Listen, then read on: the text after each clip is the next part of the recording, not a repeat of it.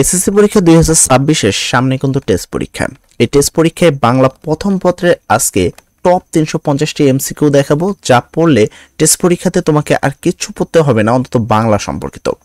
বাংলা প্রথম পত্রে আমরা যে 350টি এমসিকিউ আনছি তা বিগত 10 বছরের টেস্ট পরীক্ষায় সবচেয়ে বেশি পরিমাণ আসছে, তাই এখান থেকে কমন পাওয়ার চান্স সবচেয়ে বেশি। আরেকটা কারণেও আমরা যদি বাংলা প্রথম পত্র আনছি, সেটা হলো আমাদের শিক্ষার্থীদের বাংলা প্রথম পত্র কিভাবে পড়তে হবে সেই সম্পর্কে ধারণা একটু কম রয়েছে। আমরা এই ভিডিওতে সেই ধারণাগুলোকে ক্লিয়ার করে দেব। তুমি বলতে পারো যে বাংলা প্রথম পত্রে এটা একটি মাস্টার ক্লাস এমসিকিউর জন্য, এর পরবর্তীতে তোমার আর কোনো ভিডিওর বা আর কোনো ক্লাসের প্রয়োজন পড়বে না। এখান থেকে তুমি বাংলা প্রথম পত্রের এমসিকিউটা অন্তত ক্লিয়ার করতে পারবা। প্রথম বলি, আমাদের যে শিক্ষার্থীরা রয়েছে তারা বাংলা প্রথম পত্র কিভাবে পড়ে। তারা পড়ে, যদি কেউ কেউ আছে বই পড়ে, আবার কেউ কেউ করে কি বাংলা প্রথম পত্রের আগের দিন শুধু এমসিকিউ হাজার হাজার এমসিকিউ 5000 6000 এমসিকিউ পড়ে যায়, যার ফলে দেখা যায় এতগুলো এমসিকিউ একদিনে পড়ছে, এর কারণে তো মনে থাকেই না। আর পাশাপাশি কমনও সবগুলো কিন্তু পায় না, কিছু পরিমাণ হয়তো বা কমন পায়। তবে আমরা যদি অল্প সংখ্যক এমসিকিউ দিই এবং সেই এমসিকিউগুলো যদি তোমাদের পড়িয়ে দিই এবং পাশাপাশি কিভাবে বাংলা বই পড়তে হয় সেইটার একটা বিস্তারিত ধারণা তোমাকে দিয়ে দিই, আশা করি তোমার আর কোনো সমস্যা হবে না। সেক্ষেত্রে এই হাজার হাজার এমসিকিউ পড়ার কোনো প্রয়োজন পড়বে না। আর অল্প সংখ্যক এমসিকিউ পড়লে তোমার মনে থাকার চান্সটাও অনেকটাই বেশি। তো চলো আজকে আমরা টেস্টের ফাইনাল সাজেশনটা দেখবো এবং টপ 350টি এমসিকিউ সলভ করব। সর্বপ্রথম আমরা যে প্রশ্নটা দেখতে পাচ্ছি সেটা হলো প্রত্যুপকার যে গল্পটি আছে সেই গল্প থেকে রয়েছে, যেটা তোমাদের শর্ট সিলেবাসের প্রথম গল্প। প্রথম প্রশ্ন হলো, ঈশ্বরচন্দ্র বিদ্যাসাগর কত সালে জন্মগ্রহণ করেন? ঈশ্বরচন্দ্র বিদ্যাসাগর কত সালে জন্মগ্রহণ করেন? এখানে বলা হয়েছে 25শে সেপ্টেম্বর 2018, 26শে সেপ্টেম্বর 2020, তারপরে এখানে তোমার 27, এখানে 28। উত্তর হবে কত? সেক্ষেত্রে আমরা যদি এখানে খেয়াল করি আমরা দেখতে পারবো বলা হয়েছে 26শে সেপ্টেম্বর 2020 সালে জন্মগ্রহণ করে। তাহলে ঈশ্বরচন্দ্র বিদ্যাসাগর কত সালে জন্মগ্রহণ করেন? 26শে সেপ্টেম্বর 2020 সালে জন্মগ্রহণ করে। প্রশ্নটা ঘুরিয়ে আসতে পারে যে ঈশ্বরচন্দ্র বিদ্যাসাগর কোন জেলায় জন্মগ্রহণ করে। সেক্ষেত্রে তোমার এই লাইনটা মনে রাখা ইম্পর্টেন্ট। ঈশ্বরচন্দ্র বিদ্যাসাগর ভারতের পশ্চিমবঙ্গের মেদিনীপুর জেলায় তোমার কি বীরসিংহ গ্রামে 26শে সেপ্টেম্বর 1820 সালে জন্মগ্রহণ করেন। তার মূল নাম ঈশ্বরচন্দ্র বিদ্যাসাগর বন্দ্যোপাধ্যায়। আচ্ছা, তা এর পরবর্তী প্রশ্ন 2 নম্বর প্রশ্ন, জনসাধারণ বা সাধারণ জনগণ ঈশ্বরচন্দ্র বিদ্যাসাগরকে দয়ার সাগর উপাধি দেন কেন? জনসাধারণ বা ঈশ্বরচন্দ্র বিদ্যাসাগরকে দয়ার সাগর উপাধি দেন কেন? তো তার বদ্ধনতার জন্য, দয়াশীলতার জন্য, সাধারণ মানুষকে কথা ভাবতেন বলে, জ্ঞানী ছিলেন বলে। সেক্ষেত্রে উত্তরটা হবে কি? এখানে আমরা যদি পরের লাইন দেখি, দানশীলতার জন্য তিনি দয়ার সাগর নামেও পরিচিত। তার মানে তিনি দয়ার সাগর নামে পরিচিত এমনি না, তার দানশীলতার কারণে তিনি এই বিষয়টার জন্য পরিচিত। তাহলে সেক্ষেত্রে উত্তর হবে দানশীলতার জন্য। তাহলে ঈশ্বরচন্দ্র বিদ্যাসাগর কিসের জন্য পরিচিত? দানশীলতার জন্য দয়ার সাগর উপাধি লাভ করেন। তারপরে বর্ণ পরিচয় কার লেখা? বর্ণ পরিচয় কার লেখা? খুব ইজিলি তোমরা হয়তো বুঝতে পারছো, যেহেতু আমি প্রত্যুপকার পর লিখছি এবং প্রত্যুপকারের যে গল্পটা আছে সেই গল্প থেকে প্রশ্ন করছি, তো এই ক্ষেত্রে কিন্তু বোঝাই যায় যে এটা উত্তর হবে ঈশ্বরচন্দ্র বিদ্যাসাগর। কিন্তু যখন পরীক্ষায় আসে তখন সবগুলো গল্প মিলে যেহেতু একবারে আসে, সেক্ষেত্রে কনফিউশন হয়ে যায়, তখন অনেকগুলো নাম থাকে, তখন এই বর্ণ পরিচয় কার লেখা এইটা সঠিকভাবে মনে পড়ে না। এরকম যদি 1000টা প্রশ্ন বলো তাহলে তো অবশ্যই না। এখন এক্ষেত্রে আমরা করব কি? সেক্ষেত্রে আমরা এই লাইনটা পড়বো। আমরা যেগুলো দেখতে পাচ্ছি যে এটা কার লেখা, সেক্ষেত্রে আমরা দেখছি বর্ণ পরিচয় কার লেখা, যে বর্ণ পরিচয় কার লেখা বলা হয়েছে।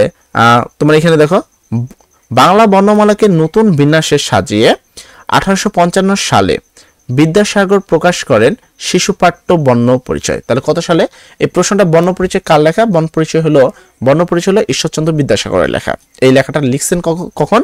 1855 সালে তিনি বর্ণ পরিচয় যে শিশুদের জন্য সেই গল্পটা কিন্তু তিনি লিখেছেন। আচ্ছা, তার পরবর্তী প্রশ্ন, তাহলে আমরা এটা পেয়ে গেলাম কত? ঈশ্বরচন্দ্র বিদ্যাসাগরের এটা লেখা। আচ্ছা, সুকান্তকার তোমার কি শকুন্তলা কার রচনা? শকুন্তলা কার রচনা? উত্তর হবে কি? ঈশ্বরচন্দ্র বিদ্যাসাগর।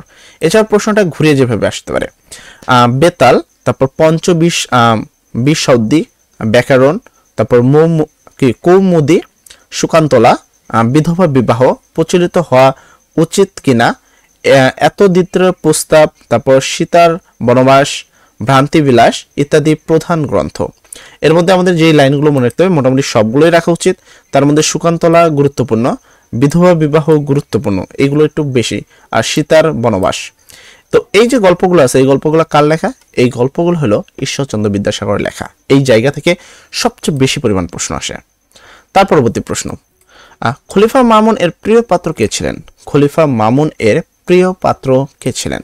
সেক্ষেত্রে আমরা যদি দেখি, আলী ইবনে আব্বাস নামে এক ব্যক্তি মামুন নামক খলিফার প্রিয় পাত্র ছিলেন। তার মানে খলিফা মামুনের প্রিয় পাত্র ছিলেন হলো আলী ইবনে আব্বাস। তো সেক্ষেত্রে উত্তর হবে আলী ইবনে কাউসার না, সরি, আলী ইবনে আব্বাস, এটা আলী ইবনে আব্বাস। তাহলে খলিফা মামুনের প্রিয় পাত্র কে ছিলেন? আলী ইবনে আব্বাস। আচ্ছা, তার পরবর্তী প্রশ্নে যদি আমরা আসি, এর পরবর্তী প্রশ্ন বলছে, খলিফা মামুন এর কাছে যে হস্তপদবদ্ধ লোকটি এসেছিলেন তার বাসা কোথায় ছিল? তাহলে তিনি যে এসেছিলেন তার বাসা কোথায় ছিল? এখানে আমরা যদি দেখি, রুদ্ধ করিয়ে রাখে একটা লোককে, যে হস্তপদবদ্ধ এক ব্যক্তি তাহার কি রুদ্ধ করিয়া রাখে, তো তার বাড়িটা কই ছিল এই সম্পর্কে প্রশ্ন। তো এইটা তুমি এখানে একটু বিবরণ লাইনগুলো আছে, তো এখানে বলেছে দেখো, ডেমাস্কাস আমার জন্ম, ওই নগরে যে অংশে বৃহৎ মসজিদ আছে তথায় আমার বাস, অর্থাৎ ডেমাস্কাসে তিনি বাস করেন বৃহৎ মসজিদের কাছে। তাহলে উত্তরটা হবে কি ডেমাস্কাসে খলিফা মামুনের কাছে যে হস্তপদবদ্ধ লোকটি এসেছিল তাই তার বাসা হলো ডেমাস্কাসের বড় বা বৃহৎ মসজিদের কাছে। এরপরে 9 নম্বর প্রশ্ন, আলী ইবনে আব্বাসের মাতৃভূমি কোথায় ছিল? আলী ইবনে আব্বাসের মাতৃভূমি কোথায় ছিল? আমরা যদি সেক্ষেত্রে দেখি, আলী ইবনে আব্বাস যিনি কোথায় ছিল, সেক্ষেত্রে আমরা একটু নিচের দিকে আসলে এই লাইনটা পেয়ে যাব। এই যে, এ সময় অনেক লোক বাগদাতে যাচ্ছেন, তো এইটা ছিল বাগদাদ। এবং কেন, এটা তুমি এখান থেকে পড়লে বুঝতে পারবা। তো এখানে কি, তো এটা হলো বাগদাদ। আলী ইবনে আব্বাসের মাতৃভূমি ছিল হলো বাগদাতে। তবে 10 নম্বর প্রশ্ন, আলী ইবনে আব্বাস বাগদাতে আসার জন্য কতটি মুদ্রা পেলেন? তাহলে আলী ইবনে আব্বাস বাগদাতে আসার জন্য, দেখো প্রত্যেকটা লাইন থেকে বিগত সালে প্রচুর পরিমাণে প্রশ্ন আসছে। আমরা বিগত 10 বছরে যে প্রশ্নগুলো আসছে সেই লাইনগুলোকে এখানে দাগিয়ে দিয়েছি। এই লাইনগুলো যদি তুমি মুখস্থ করতে পারো তাহলে তুমি এতটুকু আশ্বস্ত থাকতে পারো, বাংলা প্রথম পত্রে কেউ তোমাকে আটকাতে পারবে না। বাংলা দ্বিতীয় পত্রে সেম ভাবে এসএসসি 2026-এর, ঠিক আছে, যে সিলেবাস আছে তার অনুসারে আমরা কিন্তু এই বইগুলো দাগিয়ে দিছি। তো যারা আমাদের থেকে এই বইগুলো সংগ্রহ করতে চাও, পাশাপাশি 350টা টপ এমসিকিউ সলভ চাও, তাদের জন্য আমি বলি যে আমাদের কিন্তু টেস্ট পরীক্ষার জন্য ফাইনাল সাজেশন বিক্রি অলরেডি চলছে এবং হাজার হাজার মানুষ আমাদের থেকে নিচ্ছে। তোমরা যারা এই বই অর্থাৎ দাগানো বই, ইংরেজি, বাংলা প্রথম, বাংলা দ্বিতীয়, ইংরেজির টেকনিক, ইংরেজির সম্পর্কে যাবতীয় সব কিছু যদি তুমি নিতে চাও, সেটা তুমি যে কোনো ডিপার্টমেন্ট, সায়েন্সে যদি সব হও সেক্ষেত্রে তোমার 500 টাকা পড়বে, আর্টসের সব হলেও সেক্ষেত্রে 500 টাকা পড়বে। টোটাল 12টা সাবজেক্ট পাবা। 500 টাকায় তুমি কয়টা সাবজেক্ট পাবা? 12টা সাবজেক্ট। আর কেউ যদি একটা সাবজেক্ট করে নাও, ধর আমি বাংলায় নিব, সেক্ষেত্রে উত্তর হবে মাত্র 100 টাকা। 100 টাকার বিনিময়ে তুমি খুব অনায়াসে আমাদের থেকে একটি সাবজেক্ট নিতে পারবা, আর 500 টাকার বিনিময়ে তুমি সবগুলো সাবজেক্ট নিতে পারবা। কিভাবে নিবা? এর জন্য আমাদের ডেসক্রিপশনে দেখবা অবশ্যই আমাদের নাম্বার দেওয়া আছে। আর যারা ফেসবুক থেকে দেখছো তাদেরকে বলবো যে অবশ্যই আমাদের পেজের যে বায়ো বা আমাদের পেজের যে হোম পেজ, সেখানে দেখবো আমার হোয়াটসঅ্যাপ নাম্বার দেওয়া আছে। ফেসবুকে নক দিও না, কারণ ফেসবুকের মেসেজগুলো চেক দেওয়া হয় না, তাই সেই জায়গা থেকে আমাদের হোয়াটসঅ্যাপে নক দিবা। অবশ্যই তোমরা আমাদের সাথে কথা বলবা। আমাদের সাথে কথা বলে যদি তোমার মনে হয় যে না আসলে এই জিনিসগুলো নিয়ে আমরা লাভবান হব, তাহলে অবশ্যই আমাদের থেকে এই জিনিসগুলো সংগ্রহ করবা।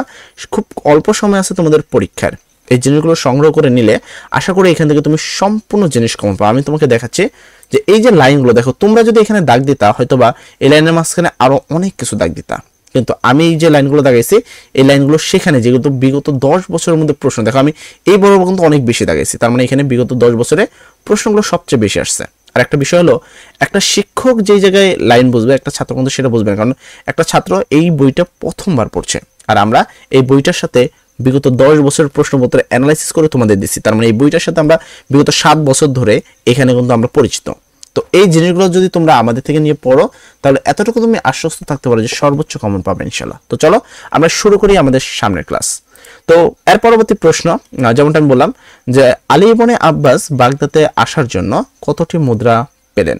আচ্ছা, সেক্ষেত্রে আলী ইবনে আব্বাস যদি দেখেন তিনি পালে, এখানে আমি একটু নিচে দিকে আসবো যে বাগদাদের যে বিষয়টা, যে এই সময় অনেক লোক বাগদাদে আর যাচ্ছেন। এখানে বলেছে একটি উৎকৃষ্ট উৎস সুসজ্জিত হওয়া আছে, আর একটি উৎসর পৃষ্ঠে খাদ্য সামগ্রী, ঠিক আছে, স্থাপিত হয়েছে। আর পথে আমার পরিচর্যা করিবার নিমৃত এক ভদ্র প্রস্থানার্থে প্রস্তুত হইয়া রয়েছে। সে দয়াশীল, তোমার কি দয়াময় সদাশয় আশ্রয়দাতা আমার হস্তে একটি স্বর্ণ মুদ্রা থলি দিলেন, তার মানে এক থলি স্বর্ণ মুদ্রা। তাহলে উত্তর হবে কি এক থলি স্বর্ণ মুদ্রা দিলেন তাকে, আলী ইবনে আব্বাসকে বাগদাদে আসার জন্য সেই যে সম্ভ্রান্ত লোকটা তিনি তাকে কি দিলেন, এক থলি স্বর্ণ মুদ্রা দিলেন। এরপরে প্রশ্ন, আলী ইবনে আব্বাস লোকটির বাসায় কতদিন ছিল? আমরা যদি এখানে দেখি আমরা সেই বিষয়গুলোকে ক্লিয়ার করতে পারবো। তো উপরে এই বিষয়টা ছিল, দেখো এখানে ছিল পদচ্যুত শাসনকর্তা বহু সংখ্যক সৈন্য লইয়া আমাদিগকে আক্রমণ করে, মানে যারা ক্ষমতাচ্যুত হয়েছে তাদের যে শাসনকর্তার বহু সংখ্যক সৈন্য আছে তারা আমাদেরকে আক্রমণ করে, মানে হলো ওই যে আলী ইবনে আব্বাসকে। এক সম্ভ্রান্ত লোকের বাড়িতে প্রবিষ্ট হইলাম, মানে একটা ভদ্র লোকের বাড়িতে আলী ইবনে আব্বাস প্রবেশ করলো। এক মাস কাল নির্ভয়ে ও নিরাপদে স্থায়ী করিলাম, তার মানে এক মাস তিনি কি করছেন সেখানে স্থায়ী করেছেন। তাহলে উত্তরটা হবে কত, এক মাস। আচ্ছা, তারপরে আলী ইবনে আব্বাস খলিফার চরণে পতিত হলেন কেন? আলী ইবনে আব্বাস খলিফার চরণে পতিত হলেন কেন বা পা দিলেন কেন? সেক্ষেত্রে এই লাইনটা তুমি এখানেই পেয়ে যাবা। তো এখানে বলা হয়েছে, এখানে দেখো অত্যন্ত রুদ্ধ হইয়াছেন, কারণ কি কারণে, যদি তিনি পালায়া যান আমাকে খলিফা কোপে পতিত হইতে হবে, মানে কোপে। ডেমাস্কাসে আমার জন্ম, তো সে সম্পর্কিত তিনি বললেন। এখানে বলেছে যে পদচ্যুত ক্ষমতা, এখানে যেমনটা বললাম আমি তোমাকে এই লাইনগুলো। তো এবারে এখানে দেখো আহ্লাদে পূর্তি হইয়া অশ্রুপূর্ণ নয়নে আলিঙ্গন করিলাম। তারপর কতিপয় নিজ প্রকৃতির লোক ঈর্ষাবত্ত শত্রু, মানে হলো তার উপরে শত্রুতা করিয়া খলিফার নিকট আমার উপর উৎকট দোষারোপ করিয়াছে, অর্থাৎ যে আলী ইবনে আব্বাস যে হস্তবদ্ধ লোকটিকে রয়েছে সেই লোকটিকে কি করছে, দোষারোপ করছে বিনা দোষে।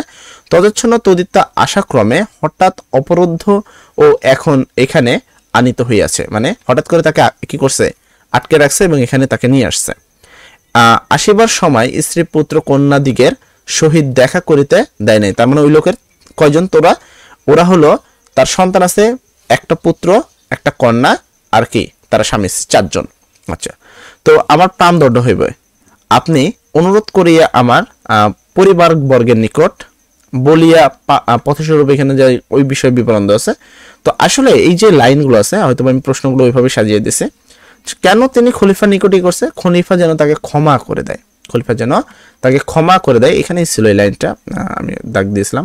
এই যে আমি এত নিচে সোজে স্বার্থপর নহি যে কিছু কাল আগে যাহার প্রাণদণ্ড পরবর্তীতে প্রাণ খলিফার নিকট হস্তিত হইলাম, আমি তাহার, এই যে দেখছো এখানে আছে, আমি তাহার চরণে পতিত হইয়া বিনীত এবং কাতর বচনে বলিলাম, ধর্মবত্তা ওই ব্যক্তির বিষয়ে আমার কিছু বক্তব্য আছে। তাহলে কেন তিনি চরণে পাইছে, তিনি ওই ব্যক্তিকে বাঁচাতে চেয়েছেন এই জন্য।